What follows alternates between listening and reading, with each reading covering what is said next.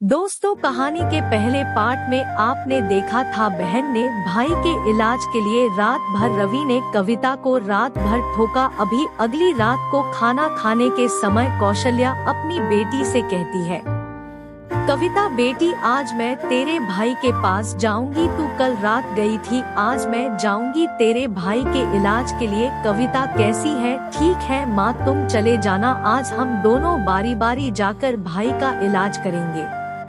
रवि भी साथ में बैठा हुआ होता है। माँ और बहन की बात सुनकर खुश हो जाता है। माँ और बहन को कहता है, तुम दोनों कितने अच्छे हो, मेरे इलाज के लिए कितनी कुर्बानी दे रहे हो। बहन कहती, नहीं भैया, तुम हमारे भाई हो, हम अगर तुम्हारी परेशानी में साथ नहीं देंगे तो कौन देगा भैया। रानी भाभी तो आने से रही, ठीक कहती हो कविता, घर का इलाज घर में ही होना चाहिए। हाँ भैया, रवि कहता है, माँ मैं कमरे में जाता हूँ। ठीक है बेटा, जाओ, मैं आती हूँ थोड़ी देर से। हाँ माँ, आ जाओ।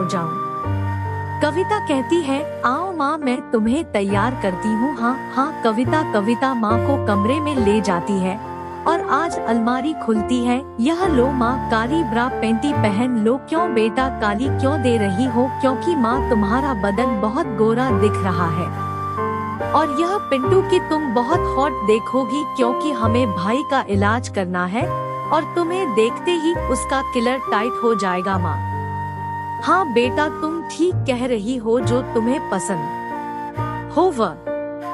कौशल्या की बेटी से कहती है, कविता, मायने कई दिनों से अपने चिड़िया के घास नहीं काटे, क्या करूं बेटा, ऐसी चली जाओ। हाँ माँ, चली जाओ, तुम्हारी चिड़िया के घर से के भाई को अच्छा लगेगा, उनके भाई मेरे घर में बहुत चाहते हैं।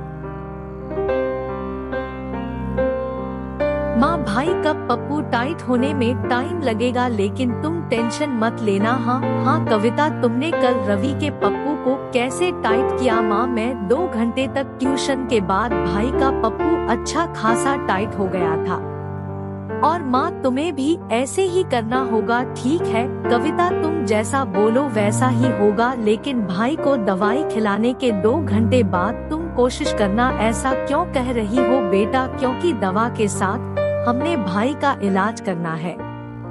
माँ, तुम्हारा पिछवाड़ा बहुत मोटा है, भैया को बहुत अच्छा लगेगा, क्या कहती हो बेटा? हाँ बेटा, भैया तुम्हारी पीछे से बहुत ठुकाई कर सकते हैं। बेटा, रवि जिस तरह का कोई करना चाहता है, मैं अपनी बेटा के लिए तैयार हूँ। माँ, तुम बहुत हॉट लग रही है, मरे बोल भी ब्लॉसम से बाहर आ रहे हैं। हाँ बेटा, आप तुम्हारा अगवाड़ा पिछवाड़ा से मोटा दिख रहा है। हाँ बेटा, जाओ माँ, रात के 10 बज चुके, चलो मैं तुम्हें भैया की रूम तक छोड़ती हूँ। माँ कहती है, बेटा मुझे कुछ अजीब लग रहा है। नहीं माँ, ऐसा कुछ मत सोचो, हम भैया का इलाज कर रहे और यह इलाज हम दोनों मिलकर कर सकते। रानी भाभी होती तो हम यह सब काम नहीं करते। ठीक कह रही हो बेटा। माँ और बेटी रवि के कमरे में पहुँच जाते हैं। रवि दोनों को देखकर थोड़ा घबरा जाता है। कविता कहती है, भैया घबराओ मत, हम दोनों अपनी मर्जी से तुम्हारा इलाज कर रहे हैं। भैया, आज रात तुम माँ को माँ मत समझना। तो कविता, क्या समझाऊं? तुम अपनी रानी समझना। रवि कहता है, ठीक है कविता। कविता कहती है, तुम बुरा नहीं समझोगे तो तुम्हारा पप्पू अच्छा काम करेगा। हाँ कविता, अच्छा। माँ कमरे के बाहर जा रही, ठीक है बेटा, मैं दरवाजा लगा देती हूँ। कौशल्या दरवाजा बंद कर देती और अपने बेटे को अपने हाथ से दवा पिलाती है। कहती है, बेटा तुम सो जाओ, मैं तुम्हें 2 घंटे बाद बताऊं। ठीक है माँ, मैं सो जाता हूँ। कौशल्या की आँख खुलती है, रात के 1 बज चुके होते हैं। कौशल्या रवि की तरफ देखती है, रवि को उठाने की कोशिश करती है। रवि उठ जाता है। माँ कहती है, चलो बेटा, 2 घंटे के ऊपर हो चुका है, अभी हम काम चालू करते हैं। ठीक है माँ। माँ रवि के पप्पू को पकड़ लेती है और देखती है, बेटा यह तो बहुत ढीला पड़ चुका है, हम आप कल कविता ने चूसा के ट्राई किया था, तुम टेंशन मत लो, मैं भी कृष्णा चालू करती हूँ। ठीक है माँ। कौशल्या चूसना चालू करती है। लगभग 2 घंटे के बाद रवि का पप्पू टाइट हो जाता है। कौशल्या खुश हो जाती, बेटा तुम्हारा बहुत लंबा और टाइट है। हाँ माँ रुको मैं तेल लाती हूँ। कौशल्या पप्पू पर तेल भरपूर लगा देती है और अपने ब्लाउज के बटन खोल देती है और रवि को कहती है, आओ बेटा यह बोल के शो। रवि कौशल्या की बॉल देखकर बहुत खुश होता है, कहता है, माँ तुम्हारे बाल बहुत बड़े हैं। आप ठीक है बेटा तू सो, लेकिन दबा दबा के विस्तृत है। एक हाथ से दबाता है, एक हाथ से चुस्त है। कौशल्या बड़ा आनंद आता है। होशी लेके चाहिए, जरा और जोर से, जरा और जोर से। रवि कथा, अपनी चिड़िया दिखाओ मुझे। माँ झूलो टांग उठाकर, यह देखो पटानी चिड़िया। रवि देखते ही अपने हाथों से चिड़िया को सहलाने लगता है, अपने मुंह से चिड़िया की घास को हटाता है, चिड़िया में चाटने चालू करता है।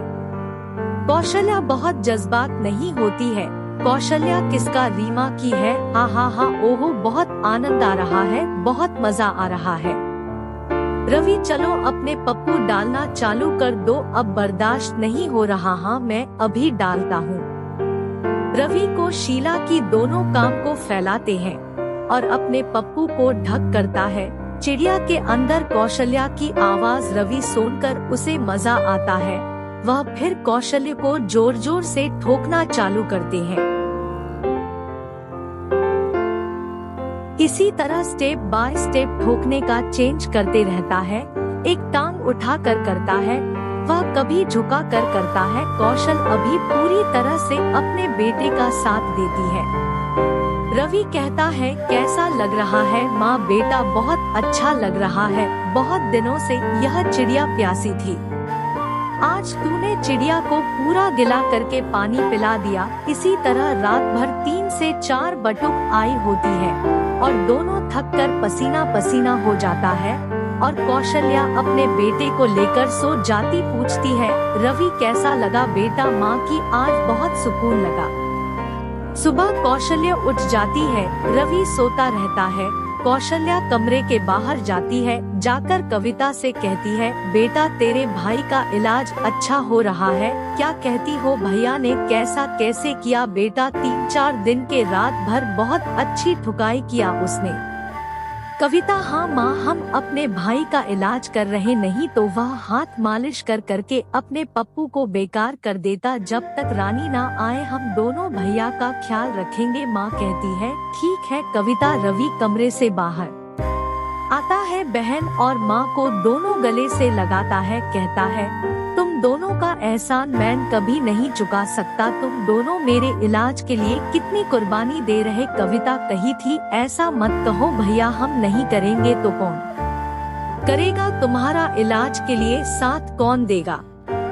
दोस्तों आपको कहानी का दूसरा पार्ट कैसा लगा कमेंट करके जरूर बताना और चैनल को लाइक और सब्सक्राइब जरूर करना और अपने दोस्तों में शेयर करना और आप सब अपना ख्याल रखना। आप सबका धन्यवाद।